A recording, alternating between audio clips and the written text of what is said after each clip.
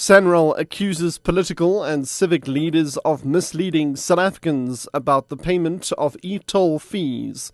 And at least 20 illegal miners are now feared dead after a rockfall at the closed Growlelotte gold mine, southeast of Joburg. I'm Richard Brooks. SA National Roads Agency Sanral has accused political and civic leaders of misleading South Africans about the payment of e-toll fees. This follows Kusatu's nationwide protest over e-tolls and labour broking on Wednesday. Asanda Matsunyane reports. Sanral says it has noted with concern untruths being propagated by some political leaders trying to gather support for their grievances around e-tolling. It denied it will have access to the private bank accounts of registered e-toll users. The Independent Online earlier reported that a clause in Sanral's terms and conditions states that it's authorized to obtain information from any institution where the user holds an account. Asanda Matsunyane, SABC News.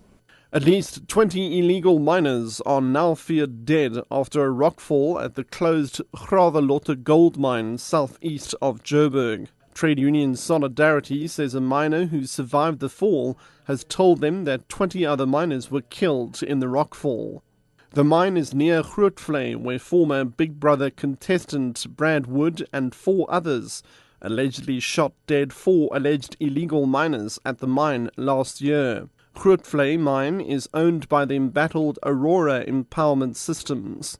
Gender activist Nomboniso Gaza has reiterated her opposition to the controversial Traditional Courts Bill. This bill will give traditional leaders sweeping powers over 22 million rural South Africans. It will give traditional courts powers to sentence offenders to forced labour. Findings of traditional courts will have the same weight as those of magistrates' courts.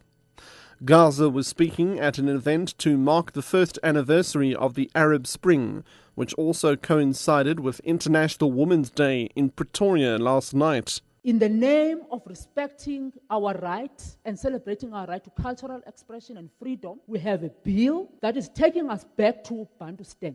The more that bill is taken back to be reviewed, the more it comes back and says 17 million people of South Africa, 59% of them are women, will not be citizens, but will be subjects. To question that is to say, look at what is happening in Nigeria today. The way in which ethnicity, tribalism, religion steal the dream of our freedom. At least 12 people have been killed in a 3-vehicle pileup on the R67 between Queenstown and Whittlesea in the Eastern Cape last night.